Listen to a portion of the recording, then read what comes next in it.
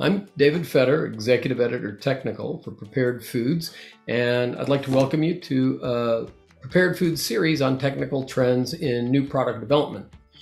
I recently asked a number of developers a set of questions on meat and dairy and seafood analogs that are derived from plant-based ingredients or cell-based or via fermentation. And today we're sitting down remotely, of course, with Paul Kollesoff. He's the co-founder of the Urgent Company, makers of the industry upsetters Brave Robot brand animal-free ice cream and Modern Kitchen animal-free cream cheese. Paul, welcome to our series. And I wanted to start off, though, by asking you, it seems that all three of those forms of analogs are now almost in a neck-and-neck race to see who's going to be dominant. So I wanted your feel on that. Plant-based, fermentation, cell-based, where are we headed? Yeah, and thanks for having me, David. Good to chat. I think coming out of Expo West, it's a great question. And I don't actually see the three as racing each other. Plant-based has been around for a long time, and the ambition of plant-based seems to be an alternative to traditional either dairy or meat products. It's an alternative, and what we're trying to do with precision fermentation in dairy is to create the same products in a different way. So ultimately, it's a different end consumer and a different end product experience.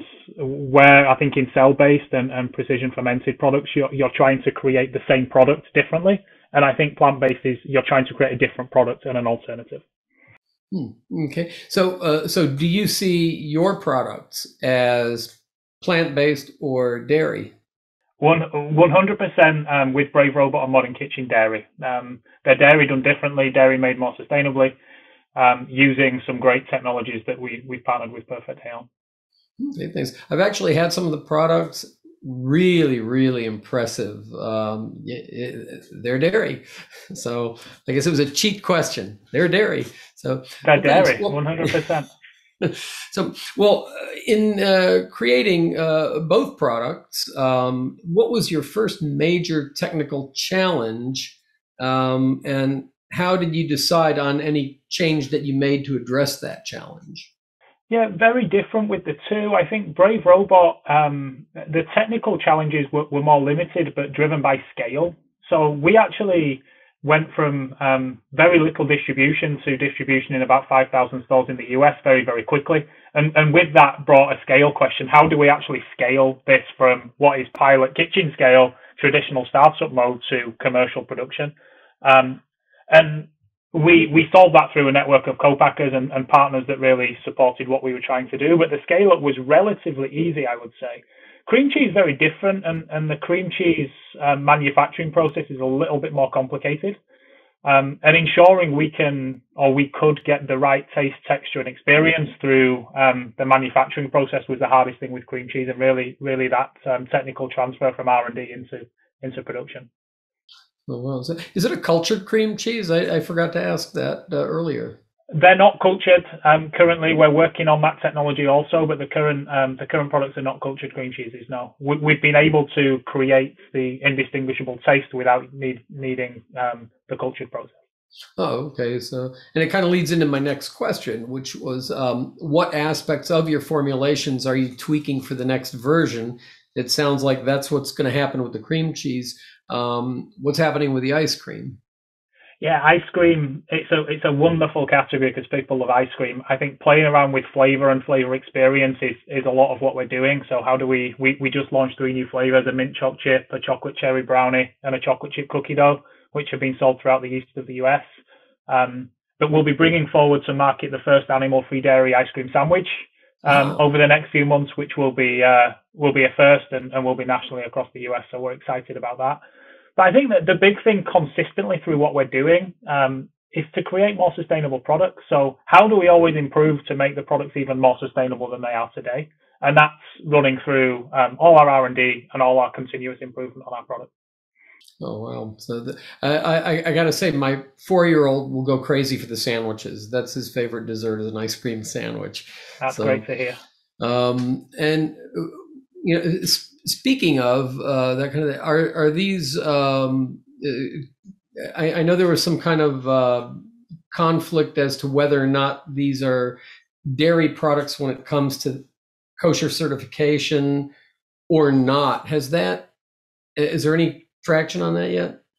Yeah, the protein we use in our ice cream and cream cheese is kosher parv. We haven't gone down the route of kosher certification on our finished products yet, just because of sheer time. We got the products out to market very, very quickly.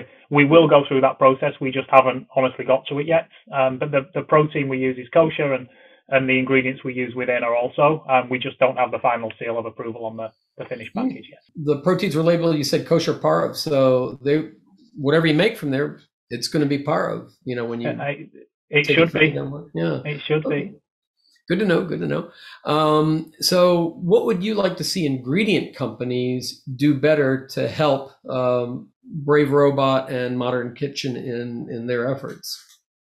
Yeah, I don't think do better is necessarily the way to think about it, but continually improve the thought process around how ingredients are made, how ingredients are sourced, the supply chain of them to just make them, again, more sustainable.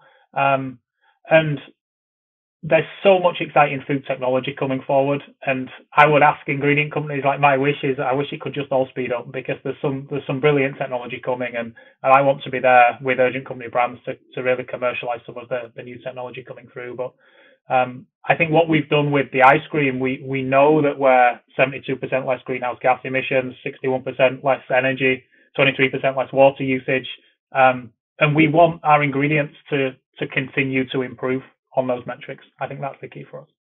Now, it sounds, though, like you had a little piece of technology in mind when you brought that up. Is there something that you can disclose? If you can't, you can't. But no, I think you're in the industry and read the news. I saw today that Clara Foods have come forward with their fermented egg product. There's companies like Moti Food Ingredients and Geltor and a number of others who are creating some great technology. And for me, I'm just ready for that to scale so that we can bring it to the masses.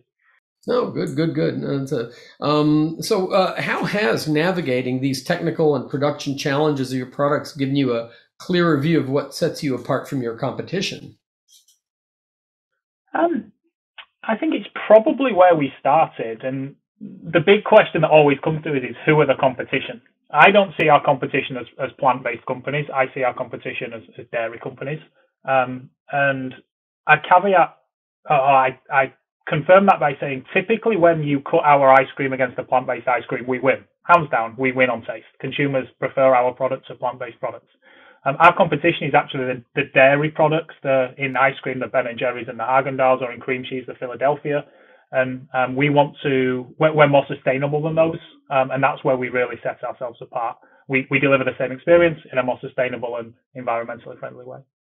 Good. So in closing, what's next for Brave Robot and Modern Kitchen?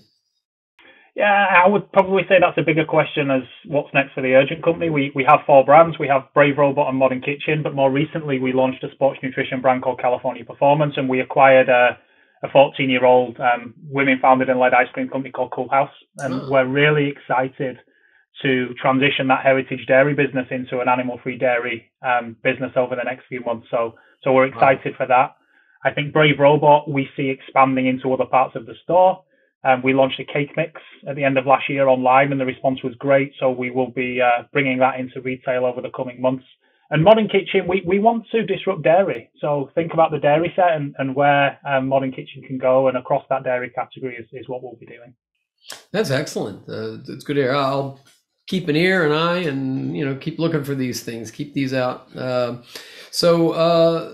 want to thank you, Paul, for the excellent in-depth look at that hot trend of fermented dairy, fermented non-dairy. How do you want me to call that again? So precision fermented dairy is the animal free dairy is the way we refer to the product. So thank you again for that excellent in-depth look at animal free dairy. I want to thank the listeners for joining us. Paul and our audience members, I hope you enjoyed this first-person podcast and video discussion as much as I did. I invite all of you Stay tuned for more on-trend topics of interest for food and beverage formulators. And be sure to check our growing coverage at preparedfoods.com under the media menu. Thank you much. Bye.